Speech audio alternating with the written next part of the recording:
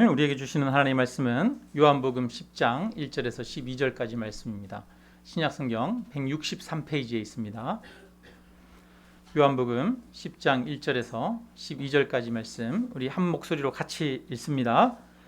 내가 진실로 진실로 너희에게 이르노니 문을 통하여 양의 우리에 들어가지 아니하고 다른 데로 넘어가는 자는 절도며 강도요 문으로 들어가는 이는 양의 목자라. 문지기는 그를 위하여 문을 열고 양은 그의 음성을 듣나니 그가 자기 양의 이름을 각각 불러 인도하여 내느니라. 자기 양을 다 내놓은 후에 앞서가면 양들이 그의 음성을 아는 거로 따라오되 타인의 음성은 알지 못하는 거로 타인을 따르지 아니하고 도리어 도망하느니라. 예수께서 이 비유로 그들에게 말씀하셨으나 그들은 그가 하신 말씀이 무엇인지 알지 못하니라. 그러므로 예수께서 다시 이르시되 내가 진실로 진실로 너희에게 말하노니 나는 양의 문이라. 나보다 먼저 온 자는 다 절도요 강도니 양들이 듣지 아니하였느니라. 내가 문이니 누구든지 나로 말미암아 들어가면 구원을 받고 또는 들어가면 나오며 꼴을 얻으리라. 도둑이 오는 것은 도둑질하고 죽이고 멸망시키려는 것뿐이요 내가 온 것은 양으로 생명을 얻게 하고 더 풍성히 얻게 하려는 것이라. 나는 선한 목자라. 선한 목자는 양들을 위하여 목숨을 버리거니와 삭구는 목자가 아니요 양도 제 양이 아니라. 이리가 오는 것을 보면 양을 버리고 달아나나니 이리가 양을 물어가고 또 해치느니라. 아멘. 여러분 교회 달력이나 아니면 예배상 이런 데 보면 예수님이 양을 안고 있거나 주변에 양을 돌보고 있는 그런 이미지가 많이 있습니다. 보신 적들 있으시죠? 우리가 성경에서 가장 흔하게 많이 하나님과 우리 사이의 비유를 발견할 수 있는데 그 비유 중에 하나가 바로 양과 목자의 관계입니다. 하나님과 우리의 관계를 성경은 양과 목자의 관계다 이렇게 말씀하고 있습니다.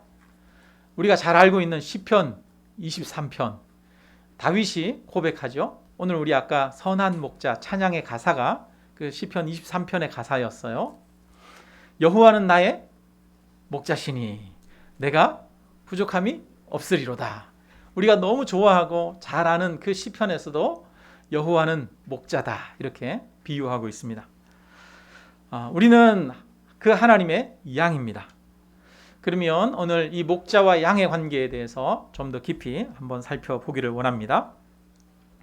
먼저 이스라엘에서 키우는 그 양들의 특징에 대해서 우리가 한번 살펴볼 필요가 있겠습니다.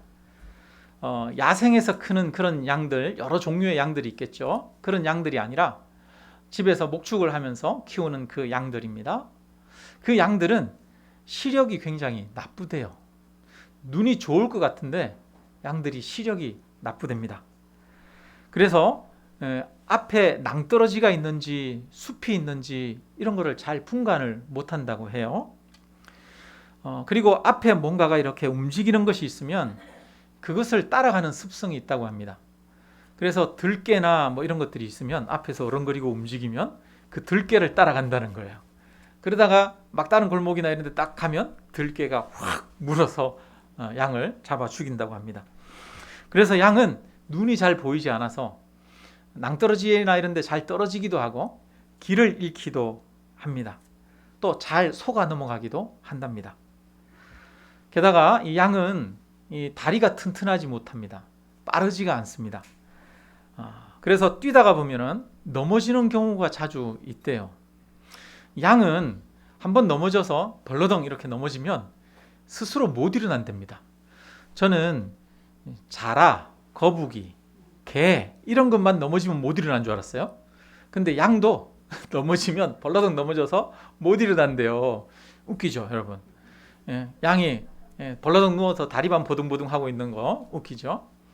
그 넘어지면 이 양들이 배에 가스가 이렇게 차는데 가스가 정상적으로 배출이 잘 안 된다고 합니다.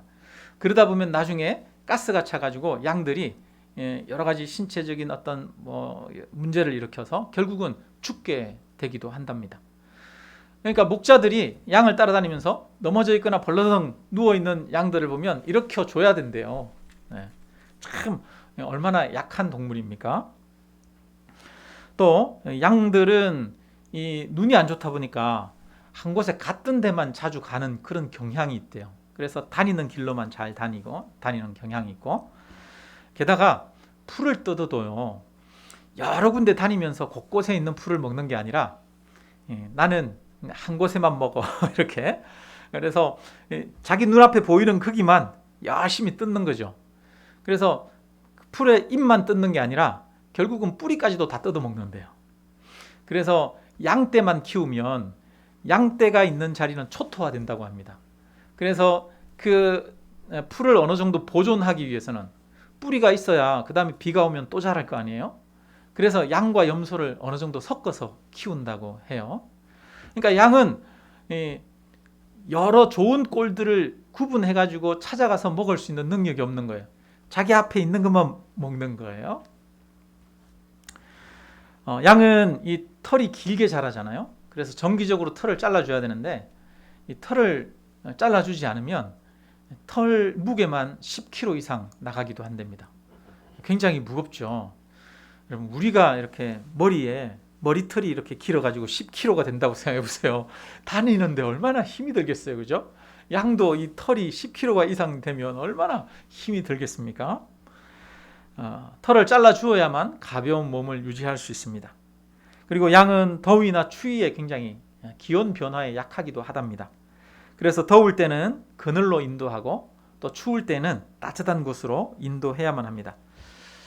저는 이런 양의 특징을 보면서, 아니, 이렇게 약한 양이 어떻게 오늘날까지 멸종되지 않고 살아남을 수 있지? 이런 생각이 들었어요. 여러분, 요즘 멸종 위기에 속한 그런 동물들이 참 많잖아요. 그죠? 그런데 양은 이렇게 약해요. 이렇게 약하고 도움이 없이는 도저히 살아갈 수 없는데도 생존하고 있습니다. 그러면 양이 이렇게 살아갈 수 있는 비결, 방법이 뭡니까? 그것은 양이 사람을 의지하는 거예요. 목자의 도움을 받는 길입니다. 양이 길을 잃는다는 것은 곧 죽음을 의미합니다. 양은 사람의 도움이 없이는 스스로 살아갈 수 없기 때문에 길을 잃으면 굶어 죽을 수밖에 없거나 목말라 죽을 수밖에 없거나 맹수에게 잡혀 죽게 됩니다. 이스라엘 땅은 굉장히 건조한 지역이죠. 그래서 물이 충분치 않습니다. 샘이 별로 없어요. 그러다 보니까 이 우물을 깊게 파서 수십 미터 우물을 깊게 파 들어가서 거기에서 물을 길어야 양들이 먹을 수 있습니다. 성경에 보면 우물물 파는 얘기 많이 나오잖아요. 이삭이 보면 우물물을 많이 파잖아요. 여기도 팠다가 또 쫓겨나서 저기도 파고 이렇게 파잖아요. 그 사람이 우물을 파야만 동물들도 생존을 할 수 있는 거예요. 근데 그런 사람의 도움이 없이는 이 양은 목말라 죽고 굶어 죽고 맹수에게 잡혀 죽는 겁니다. 양이 길을 잃었다. 이것은 죽음을 의미하는 거나 마찬가지죠. 이런 양이 살아갈 수 있는 유일한 방법은 목자의 인도와 보호를 받는 것입니다. 좋은 목자를 만나면 안전하게 보호받을 수 있고 싱싱하고 풍성한 꼴을 먹을 수 있습니다. 하나님은 우리와 하나님과의 관계가 양과 목자와 관계에 비유하고 있습니다. 우리가 볼 때 우리는 우리 스스로 살아갈 수 있는 힘이 있고 또 강한 것 같지만 사실 우리는 하나님 앞에서 양과 같은 존재입니다. 나약한 존재죠. 하나님이 없이는 살아갈 수 없는 존재입니다. 여러분, 최근에 이상기후로 인해서 세계 곳곳에 홍수가 나고 또 가뭄이 들고 또 높은 기온에 시달리고 있습니다. 지구촌 전체가 몸살을 앓고 있죠. 이런 자연의 변화 앞에 인간은 정말 무기력하죠.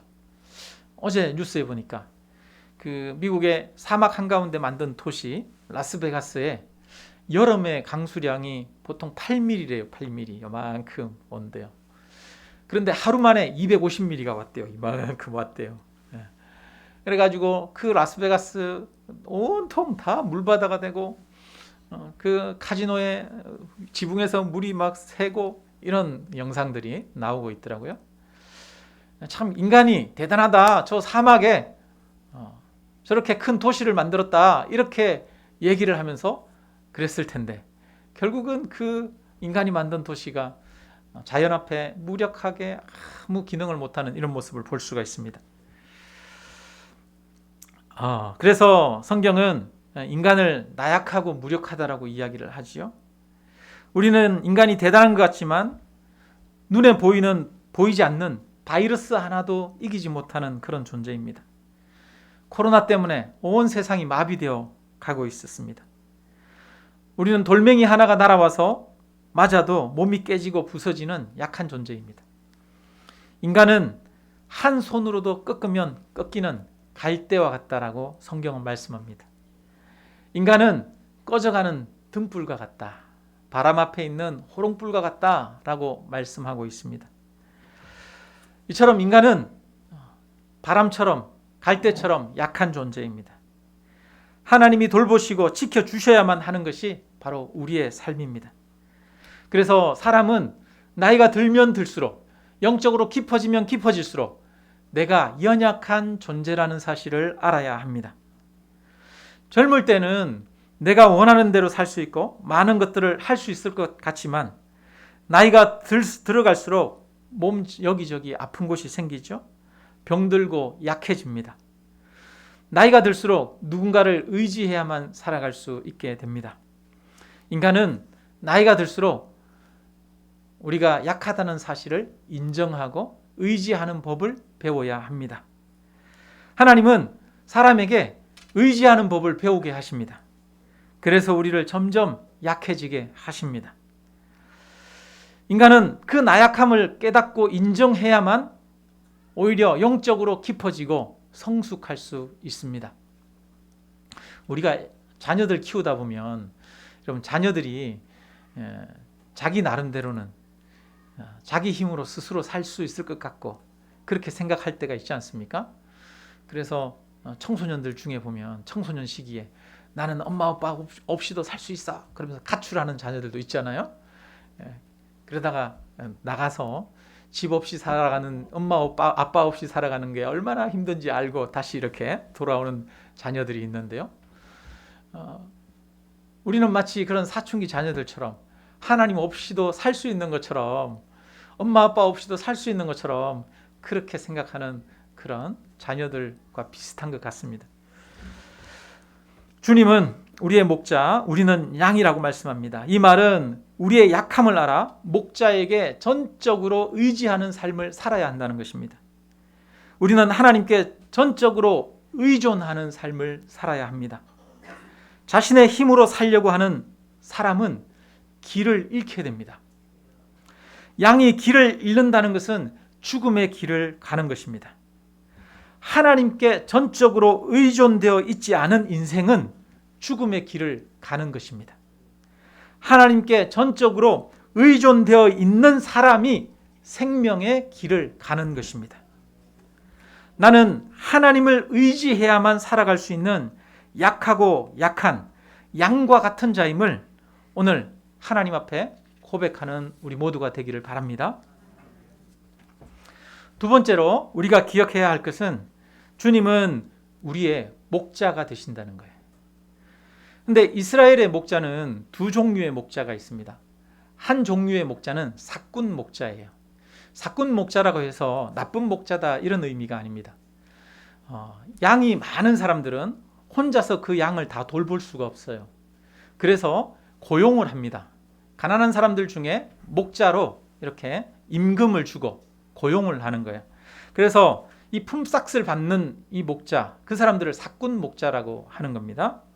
요즘 말로 따지면 노동자라고도 할 수 있고 아니면 종업원이라고도 할 수 있겠죠. 여러분, 종업원이 회사를 위해서 목숨을 거는 경우 잘 없잖아요. 주인은 목숨을 걸어도 종업원은 목숨을 걸지 않잖아요. 근데 이제 또 다른 목자가 있어요. 또 다른 목자는 그 양의 주인인 그런 목자예요. 그 양이 많은 목자들도 있지만 한두 마리의 양, 소수의 몇 마리의 양만 키우고 있는 그런 목자들도 있습니다. 그러니까 자기가 소수의 양을 키우는 이 목자들은 양을 마치 자식처럼 그렇게 키운다고 합니다. 잘 때도 양을 같이 옆에 데리고 자고. 이 이스라엘의 주택 구조는 옛날에는 이 양들이 있는 외양간이랑 사람이 사는 기거하는 공간이 크게 구분이 안 돼 있었대요. 그래서 이 양과 이 주인이 같이 먹고 자고 하는 거예요. 같은 공간에서. 그래서 어떤 목자들은 양을 딸처럼 자식처럼 그렇게 돌봤다고 합니다. 예수님은 우리를 자식처럼 돌보시는 선한 목자입니다. 선한 목자는 양들을 위하여서 목숨을 버린다고 말씀하십니다. 선한 목자는 이리가 와도 도망가지 않습니다. 심지어는 사자와 곰이 와도 맞서 싸우는 것이 선한 목자입니다. 이 선한 목자의 모습을 잘 보여주는 게 다윗이죠. 다윗이 이야기하지 않습니까? 골리앗과 싸우러 전쟁에 나가기 전에 네가 골리앗과 싸울 수 있느냐 이렇게 얘기를 할 때 제가 양을 칠 때 사자가 와도 제가 쫓아냈습니다. 이렇게 이야기를 하죠. 다윗이 선한 목자였던 거예요. 주님은 우리의 선한 목자가 되십니다. 우리를 사랑하셔서 사단과 맞서 싸우시고 자신의 생명까지 십자가에 내주셨습니다.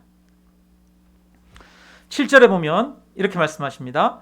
내가 진실로 진실로 너희에게 말하노니 나는 양의 뭐라? 문이라. 이렇게 말씀하시죠. 양의 문이라.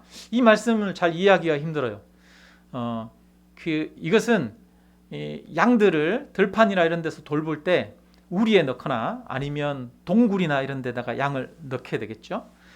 동굴이나 이런 데 짐승들이 다른 삼짐승들이 올 수 없는 곳에다가 양을 이렇게 놓고 나면 그 통로가 있는데 그 통로에 목자가 밤새도록 그 길을 지키는 거예요. 그 통로에서 목자가 잠을 자는 거예요. 그러면 자는 게 제대로 자는 게 아니죠.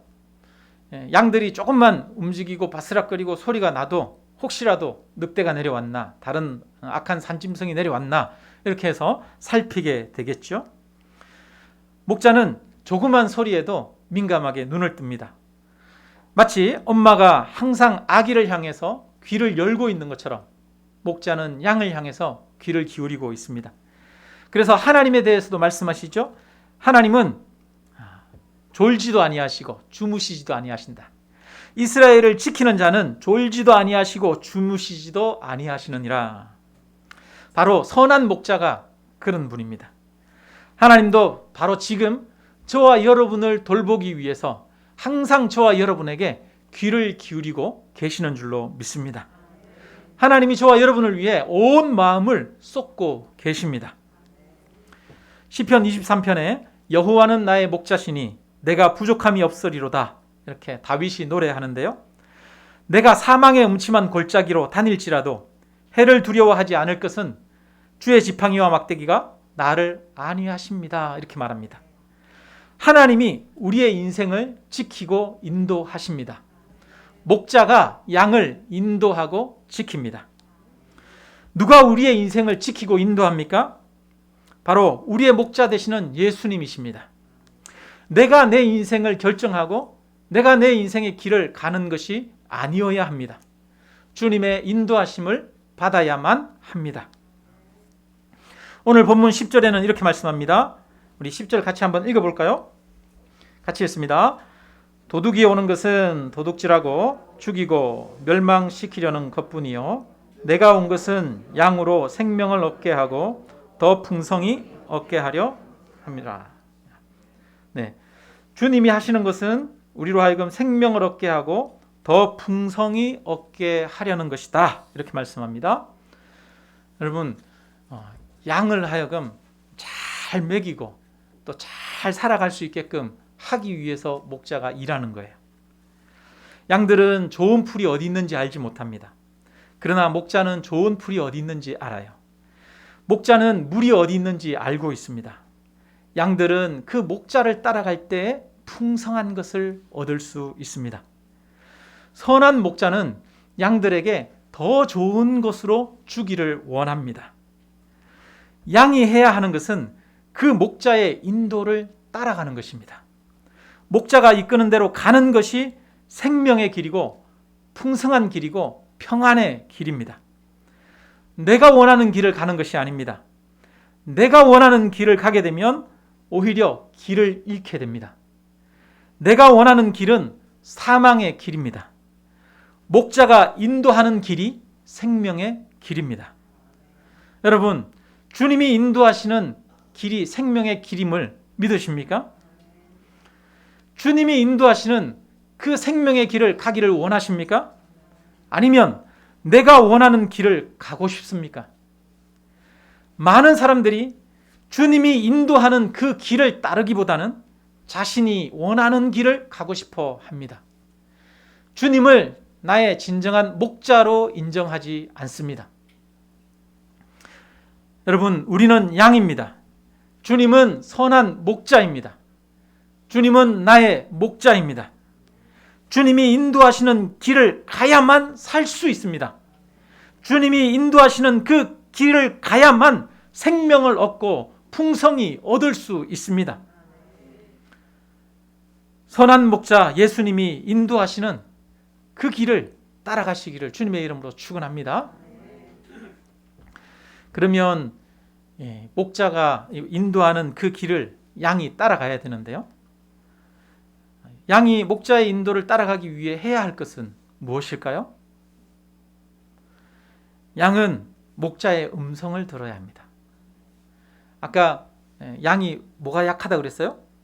시력이 약하다 그랬잖아요. 눈이 약하다 그랬잖아요. 그래서 보는 것을 쫓아가면 안 돼요. 양의 목자의 음성을 들어야 합니다. 중동 지방에는 그 공동으로 이렇게 우리를 만들어 놓고 거기에 양을 보고 지키기도 했다고 합니다. 우리가 양이 소수 몇 마리만 있어요. 그런데 그 양을 지키기 위해서 밤새도록 있는 게 때로는 너무 힘들 수도 있잖아요. 그러니까 한 마을에 큰 우리를 만들어 놓고 거기에다가 양들을 집어넣는 거예요. 그리고 여러 집의 양들이 거기 섞여 있습니다. 그러면 목자들이 번갈아 가면서 이렇게 당번을 서면서 지키면 좀 더 수월하게 양들을 보호할 수 있죠. 그래서 그렇게 한 우리에 여러 집의 양들이 들어있는데 아침이 되면 이제 각자 목자들이 와서 자기 양들을 찾습니다. 그런데 목자는 양을 안 대요. 양들의 이름을 부른답니다. 야, 점돌아 이렇게 부르고, 야, 이쁘나 이렇게 부르고, 부르면 그 양들이 목자의 음성을 알아듣는다는 거예요. 양도 목자를 알고 목자도 양을 압니다.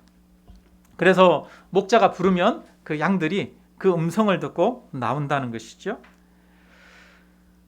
그래서 이 목자의 음성을 듣는 것이 정말 중요합니다. 목소리로 내 목자가 누군지 구분하는 것입니다. 목자의 음성을 따라가면 그날도 맛있는 풀밭 또 시원한 샘물을 먹을 수 있습니다. 목자의 음성을 듣는 것이 중요합니다. 꼭 예수님의 음성을 들어야 합니다. 목자의 음성을 듣지 못하고 다른 목자를 따라가요. 그럼 어떻게 되겠어요? 그 목자의 점심 식사가 될 수도 있겠죠. 들판에 나갔다가 목자가 부르는 소리를 듣지 않고 한눈을 팔고 다른 거에 그릇을 쫓아갔어요. 어떻게 되겠습니까? 길을 잃고 맹수의 먹이가 될 수도 있습니다. 양은 살기 위해서 무조건 목자의 음성에 귀를 기울이고 있어야 합니다. 생명을 얻기 위해서는 반드시 목자의 음성을 들어야만 살 수 있습니다. 예수님이 27절에 말씀하십니다. 27절 같이 한번 읽어볼까요? 같이 읽습니다. 내 양은 내 음성을 들으며 나는 그들을 알며 그들은 나를 따르느니라. 예수님의 양의 특징이 뭡니까? 예수님의 양이라는 것은 예수님의 음성을 듣는다는 거예요. 여러분, 그러면 우리는 예수님의 양입니까? 양이 아닙니까? 예수님의 음성을 듣고 계십니까? 예수님께 귀를 기울이고 계십니까? 아니면 여러분, 세상의 음성을 기울이고 있습니까?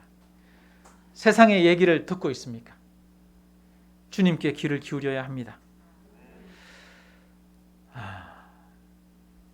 혹시 황제 펭귄에 대해서 아십니까? 황제 펭귄이라고 펭귄 중에 제일 큰 펭귄이 있더라고요. 황금색이 이렇게 있는데요.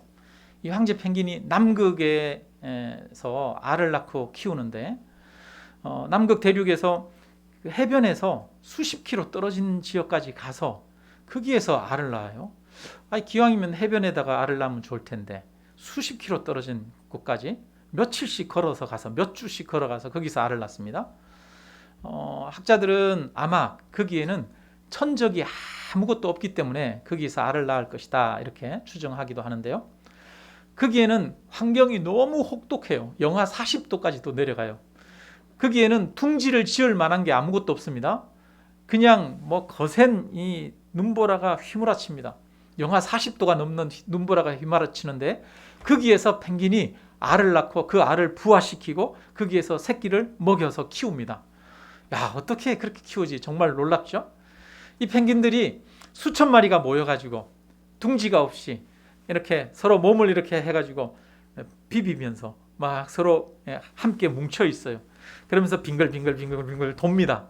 돌면서 제일 바깥에 있던 애들은 안으로 들어가고 안쪽에 있던 애들은 바깥으로 나오고 그렇게 하면서 계속 돌면서 서로의 체온을 유지하면서 거기에서 알을 낳고 알을 부화시킵니다. 암컷이 알을 낳으면 그 알을 수컷이 다리에 받아가지고 자기 발등 위에다가 알을 놓고 이렇게 품어요. 그러면서 이렇게 돌아다니는 거예요. 계속. 수십일, 알이 부화할 동안 수십일 동안 먹지도 않고 또 눕지도 않고 서서 그냥 오롯이 새끼를 키우는 것이죠. 그런데 이제 이 새끼가 부화하고 나면 자기 속에 있는 것들을 다 끄집어내서 새끼에게 먹입니다. 그렇게 해서 새끼가 어느 정도 혼자서 있을 수 있게 되면 이 어미와 아비는 물고기를 잡으러 떠납니다. 수십 킬로를 걸어서 또 떠나요. 그러면 새끼들끼리 모여 있습니다. 새끼들끼리 수천 마리가 모여 있어요. 때로 모여가지고 자기들도 이렇게 몸을 비비면서 돕니다. 그러면서 체온을 유지하고 있어요. 어미가 올 때까지. 그런데 어미가 오기에는 수주가 걸리는 거예요. 몇 주가 걸리는 거예요. 그동안 이 새끼들이 자라죠. 크죠. 그러니까 새끼들의 모습이 처음 모습과는 달라요. 그런데도 신기하게 이 어미가 물고기를 가져오면 새끼들이 그 어미를 찾아서 옵니다. 어떻게 여러분 찾아올까요? 소리를 듣고. 그냥 눈으로는 분간할 수가 없어요. 어미가 이 새끼들이 있는데 와서 소리를 지르면 저 한가운데 복판에 있는 그 새끼도 어미의 소리를 듣고 막 친구들을 밟고 넘어서 어미를 찾아서 옵니다. 어미를 찾아오면 꼭 예식을 하더라고요. 확인을 하는 거예요. 몇 주가 걸려서 이 물고기를 잡아왔는데 남의 자식 먹이면 안 되잖아요. 내 새끼 먹여야 되잖아요. 그러면 어미랑 이 새끼가 만나면 막 이러면서 소리를 내요. 그래서 어미가 뭐라고 소리를 내면 새끼도 소리를 내고 그래서 목소리를 통해서 소리를 통해서 내 새끼가 맞는지 내 어미가 맞는지 서로 확인을 합니다. 어미의 소리를 듣는 것은 생존의 문제예요. 살고 죽느냐의 문제입니다. 펭귄이 그 어미의 소리를 듣지 못하면 죽어요. 마찬가지입니다. 우리가 예수님의 음성을 듣지 못하면 죽는다는 거예요. 예수님의 음성을 듣지 않으면 우리는 죽음의 길을 가는 것입니다. 예수님의 음성을 들어야만 살 수 있습니다. 우리는 약하고 무력한 양입니다. 목자의 도움을 받아야만 살 수 있는 자입니다. 여러분, 만약에 내가 목자의 음성을 듣지 못한다면 죽는다는 그 생각이 있다면 우리가 그 음성 듣기 위해서 애를 쓰겠습니까? 쓰지 않겠습니까? 우리는 예수님의 음성을 듣기 위해서 애를 쓰고 있습니까? 살기 위해서 예수님의 음성을 듣기 위해 몸부림치고 있습니까? 살기 위해서는 예수님의 음성을 들어야 합니다. 목자의 음성을 들어야만 살 수 있습니다. 목자는 생명을 얻고 더 풍성히 얻게 하려고 우리 곁으로 오셨습니다. 그 주님의 음성에 귀를 기울이기를 주님의 이름으로 축원합니다. 헬렌 켈러가 장애를 가지고 있었죠. 시각장애, 청각장애. 보지도 못하고 듣지도 못했어요. 그럼에도 불구하고 나중에 사람들과 소통할 수 있고 또 말할 수도 있게 되었죠. 그 헬렌 켈러가 소원이 뭐냐면 3일만 자기가 볼 수 있게 되는 거였어요. 눈을 떠서 3일만 볼 수 있다면 저 태양을 보고 자기를 도와준 설리번 선생의 얼굴을 보고 그렇게 하고 싶다라고 그렇게 이야기를 했습니다. 얼마나 보고 싶었겠어요, 그죠?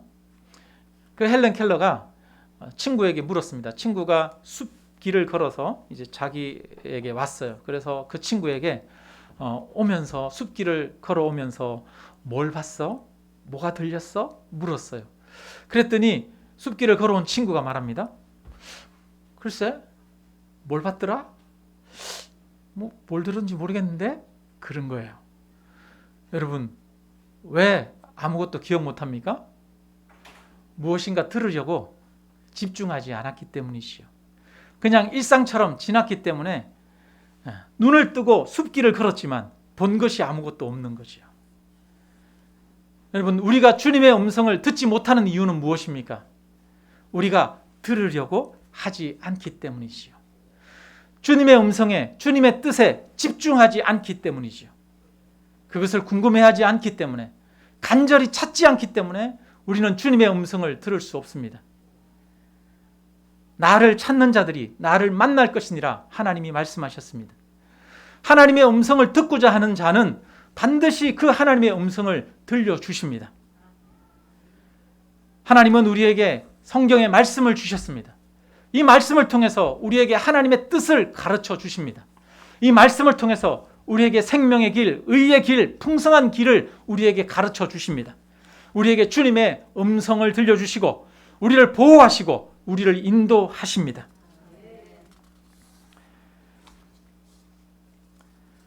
주님의 음성은 듣고자 하는 사람에게 들립니다. 듣고자 하지 않으면 들을 수가 없습니다. 그래서 우리 모두가 간절히 주님의 음성을 듣고자 하는 그 마음을 가지시기를 주님의 이름으로 축원합니다. 요한복음 7장 17절에 보면 이렇게 말해요. 사람이 하나님의 뜻을 행하려 하면 이 교훈이 하나님께로부터 왔는지 내가 스스로 말함인지 알리라.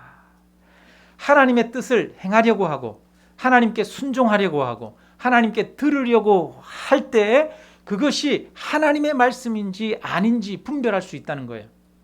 의지가 없으면, 들으려고 하지 않으면, 순종하려고 하지 않으면 분별할 수도 없습니다. 정말 하나님의 뜻을 찾고 구해야 합니다. 그래야만 우리는 그 음성을 들어서 살 수 있습니다. 말씀을 마칩니다. 주님은 나의 목자이시고 우리는 주님의 양입니다. 이 고백이 우리에게 있습니까? 우리는 주님을 철저하게 의지해야만 살 수 있습니다.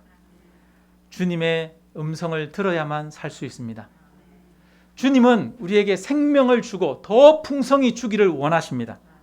그 주님은 오늘도 우리에게 당신의 음성을 들려주기를 원하십니다. 주님의 음성은 듣고자 하는 자에게 들리는 것입니다. 마음과 열정을 쏟아야만 주님의 음성을 들을 수 있습니다. 저와 여러분이 세상의 음성을 듣는 것이 아니라 주님의 음성을 들음으로 생명을 주시고 더 풍성케 하시는 그 하나님의 놀라운 은혜를 경험하며 살아가기를 주님의 이름으로 축원합니다. 우리 함께 찬양 드리고 함께